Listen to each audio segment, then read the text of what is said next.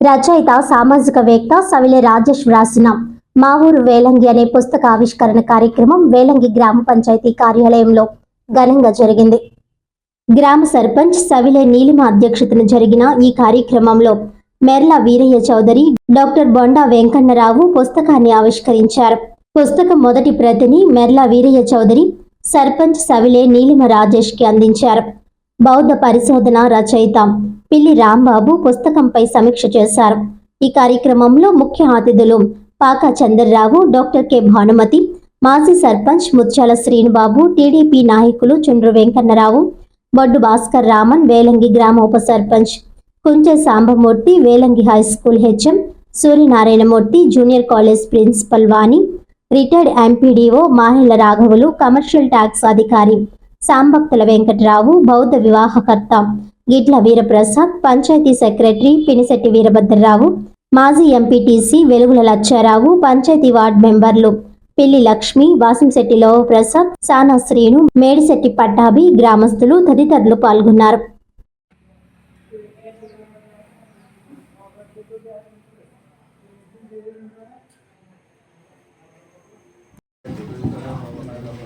అందరూ కొంచెం యూ షేప్లో నిల్చోవాలి. ఎదరికి వచ్చి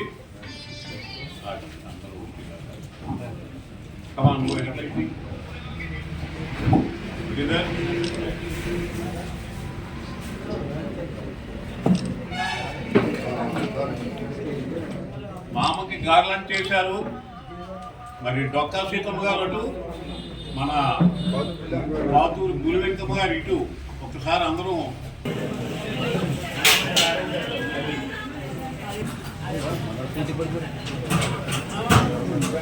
రండి. ఇంకెవరైనా సన్మానం చేసేటటువంటి సన్మానం వెళ్ళొద్దండి. భోజనం చేయకుండా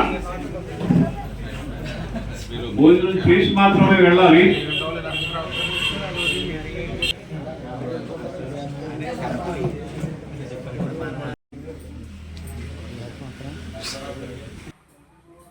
ఈ సమాజంలో తథాగత గౌతమ బుద్ధుడు గనక తన ధమ్మాన్ని బోధించి ఉండకపోతే ఈ దేశం ఒక మూఢాచారాల కార్ఖానాలాగా తయారయ్యేదేమో. మహాత్మా జ్యోతిరావు పూలే వారి యొక్క గ్రంథాన్ని రచించి ఉండకపోతే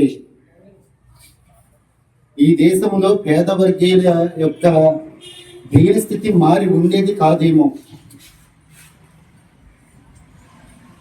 పరమ పూజ్య డాక్టర్ బాబాసాహెబ్ అంబేద్కర్ ఈ దేశ రాజ్యాంగాన్ని రచించి ఉండకపోతే ఈ ప్రపంచానికి ప్రజాస్వామిక విలువలు తెలుసుండేవి కాదేమో. ఇలా ఎందరో మహనీయులు వారి వారి రచనల ద్వారా ఈ దేశాన్ని, ఈ సమాజాన్ని సుసంపన్నం చేస్తే ఈరోజు మా ఊరి వేలంగి అనే ఒక గ్రంథాన్ని రచించి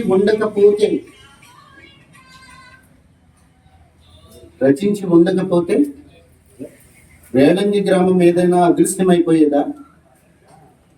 లేదంటే వేలంగి ఈ దేశ చరిత్ర పటంలో నిలిచి ఉండేది కాదా అని ఒకసారి ఆలోచిస్తే అదేమీ జరగదు. కానీ మా ఊరి ఈ వేలంగి అనే గ్రామానికి ఒక చారిత్రక నేపథ్యాన్ని అందినటువంటి రచయిత రాజేష్కి నా తరఫునే కాదు, మీ అందరి తరఫున కూడా ధన్యవాదాలు తెలియజేస్తున్నాను. ఫస్ట్ గా రాజేష్ కి ఇంత మంచి బుక్ ని రాసినందుకు, మా ఊరు వేలంగి రాసినందుకు కంగ్రాచులేషన్స్ చెప్తున్నాము. ఒక పేజ్ రాయాలంటేనే చాలా చాలా కష్టపడే టైం ఇది, రోజులు ఇవి. అన్ని కూడా ఇంటర్నెట్ లో చూసుకొని ప్రిపేర్ చేసే మెసేజ్లే ఉంటాయి. కానీ చరిత్రను తెలుసుకొని 10 సంవత్సరాలు దాని మీద ప్రయత్నం చేసి అసలైన చరిత్ర ఏంటి అనేది తెలుసుకోవడం అనేది చాలా చాలా కష్టతరమైన అంశం అది.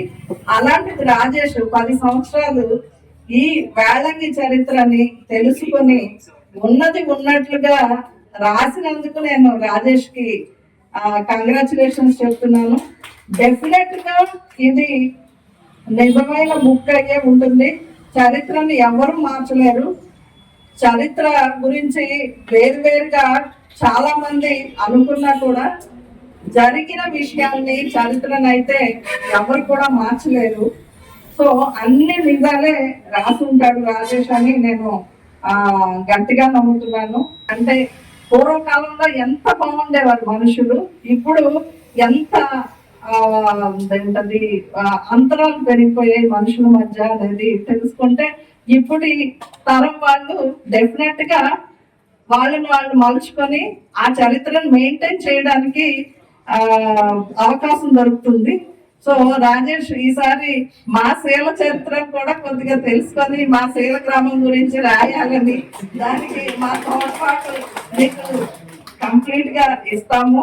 అలా ప్రతి ఊరి చరిత్రని తెలుసుకొని రాసుకోగలిగితే కానీ పూర్వకాలం చాలా బాగుంటుంది. అందరూ అనుకుంటాం కదా ఇప్పుడు పరిస్థితులు బాగాలేదు, పూర్వకాలం చాలా చాలా బాగుండేది, అలాంటి పరిస్థితులు వస్తాయి. కానీ నిజంగా అలాంటి చరిత్రను తెలుసుకుని మనం దాన్ని మెయింటైన్ చేయగలిగితే కానీ ఊర్లన్నీ చాలా మైత్రి భావంతో ఉంటాయి.